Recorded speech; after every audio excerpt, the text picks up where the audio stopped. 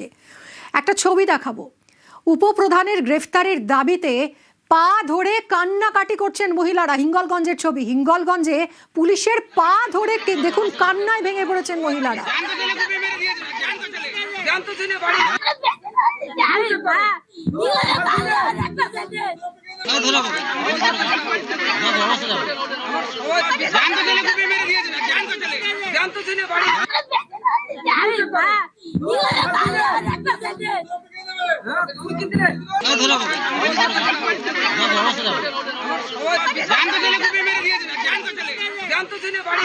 হিঙ্গলগঞ্জে মহিলারা এইভাবে পুলিশের পায়ে পড়ে কান্নাকাটি করছেন।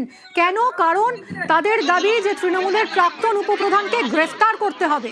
কথা বলবো অনুপম আমাদের প্রতিনিধির সঙ্গে।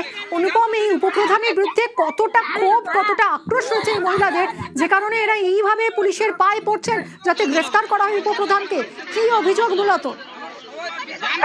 দেখো, একদমই মিমি। তার কারণ এই যে হিঙ্গলগঞ্জের সান্ডেলের বিল যে গ্রাম পঞ্চায়েতের উপপ্রধান, প্রাক্তন উপপ্রধান জয়নাল আবেদিন গাজী, তাকে গ্রেফতারের দাবিতে এলাকার মহিলারা একত্রিত হয়ে বিক্ষোভ দেখাচ্ছিল। কিন্তু সেই সময় সেখানে ঘটনাস্থলে পুলিশ এসে উপস্থিত হলে পুলিশের পা ধরে তারা কান্নাকাটি করে। তাদের একটাই দাবি যে এই জয়নাল আবেদিন গাজীকে গ্রেফতার করতে হবে। তার কারণ এই জয়নাল আবেদিন গাজী এতটাই অত্যাচারিত, এই এলাকায় খুন করেছে, এলাকায় এই যে মহিলা কান্নাকাটি করছে তার ছেলেকে খুন করেছে, এবং এখনো পর্যন্ত সেই যে খুন, সেই খুনের অভিযোগ একাধিকবার হওয়ার পরেও কিন্তু সেই জয়নাল আবেদিন যে খুনের কোনো রকম সাজা হয়নি, বা এই যে মহিলা যে অভিযোগ করেছিল তার কোনো সুবিচার এই মহিলা পায়নি। শুধু তাই না, এই এলাকায় বাংলাদেশিদেরকে আশ্রয় দিয়ে তাদেরকে ভোটার কার্ড, আধার কার্ড বানিয়ে দেওয়া, এবং সেই সব বাংলাদেশিদেরকে দিয়ে এই এলাকায় সন্ত্রাস তৈরি করা, মানুষকে মারধর করা, জমি লুট করা, মাটির ভেড়ি লুট করা সহ একাধিক অভিযোগ কিন্তু রয়েছে।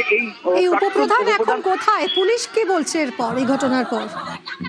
দেখো, এই উপপ্রধান জয়নাল আবেদিন গাজী সে কিন্তু গা ঢাকা দিয়েছে। যদিও কয়েকদিন আগে এখানকার যে বিধায়ক রেখাপাত্র তার অভিযোগের ভিত্তিতে এই জয়নাল আবেদিন গাজীকে গ্রেফতার করেছিল, কিন্তু তারপরে তাকে সে জামিনে ছাড়া পায়। কিন্তু জামিনে ছাড়া পাওয়ার পরেই, সে বাড়িতে ফেরার পরেই কিন্তু আজকে এই যে বিক্ষোভে ফেটে পড়ে গ্রামের মানুষ। যদিও জয়নাল আবেদিন গাজী এই মুহূর্তে কিন্তু এলাকা ছাড়া, পুলিশ তাকে খোঁজ করছে। পুলিশের সূত্র ধরে আমরা যেটা খবর পেয়েছি, এই জয়নাল আবেদিন গাজী খুব শীঘ্রই কিন্তু গ্রেফতার হবে। ধন্যবাদ অনুপম।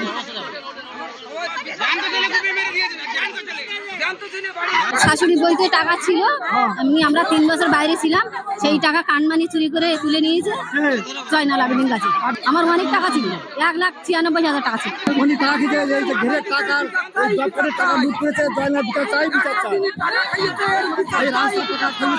রাস্তার টাকা